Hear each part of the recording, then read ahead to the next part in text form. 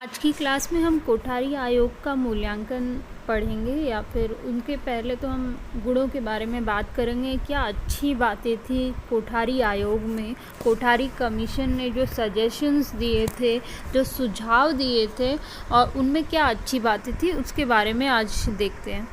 पहले तो कोठारी शिक्षा आयोग को भारतीय शिक्षा का सर्वश्रेष्ठ आयोग कहा गया है।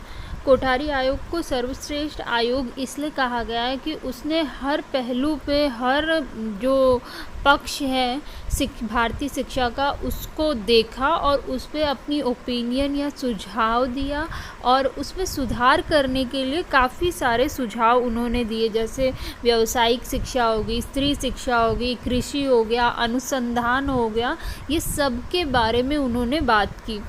इस आयोग ने अपने प्रस्ताव में महत्वपूर्ण उद्देश्यों पर प्रकाश डालते हुए कहा है कि आयोग ने शिक्षा की राष्ट्रीय स्वरूप और उसके सभी स्तरों एवं पक्षों पर शिक्षा के विकास के लिए सामान्य सिद्धांतों तथा नीतियों के विषय में परामर्श देगा।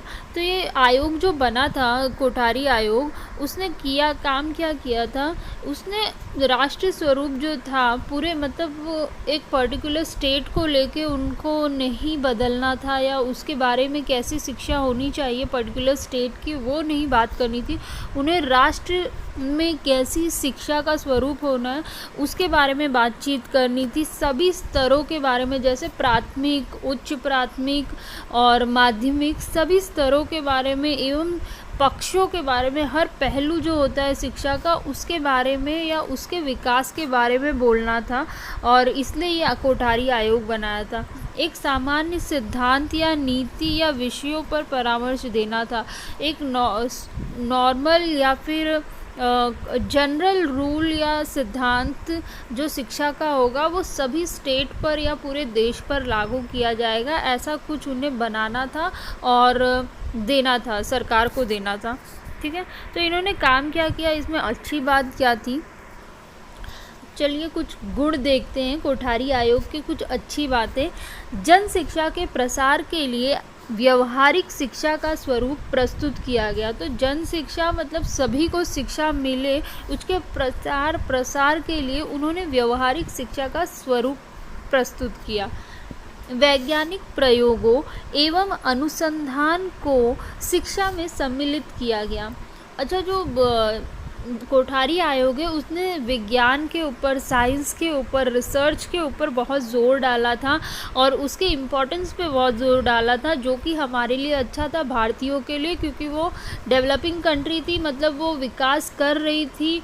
और ये सारी चीज़ें जब उसमें ऐड हो गई, शिक्षा में ऐड हो गई, जैसे साइंस हो गया और अनुसंधान हो गया, उसकी वजह से हमारा जो चीज़ें हम लोग सीख रहे थे या विकास कर रहे थे उसमें तेज़ी पकड़ने लगी, क्योंकि उन्होंने जो नॉर्मल शिक्षा थी उसमें विज्ञान ऐड कर दिया था और अनुसंधान कृषि में, कृषि शिक्षा में और बाकी सारी चीज़ों में जो अनुसंधान है, रिसर्च है, उसको ऐड कर दिया था, जिसकी वजह से प्रोडक्शन इंक्रीज़ हो गया था, जो उत्पादन क्षेत्र है उसमें वृद्धि आई थी और विकास थोड़ा सा उसमें स्पीड पकड़ ली थी। क्यों? क्योंकि हमने साइंस को इम्पोर्टेंस देना चालू कर दिया था कोठारी आयोग की वजह से। शिक्षा के सभी स्तरों के लिए व्यवस्थित पाठ्यक्रम की रूपरेखा प्रस्तुत की गई।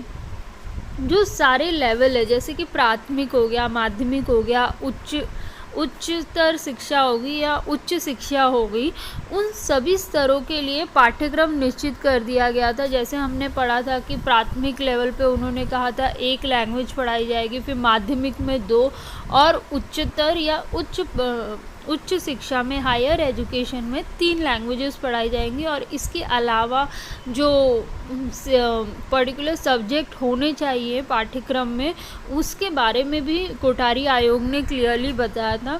तो शिक्षा के सभी स्तरों के पाठ्यक्रम के बारे में व्यवस्थित जानकारी या रूपरेखा तैयार की थी उन्होंने। शिक्षा पर अधिक धन व्यय करने का सुझाव दिया गया। तो जो शिक्षा है, जो शिक्षा चली आ रही थी उस पर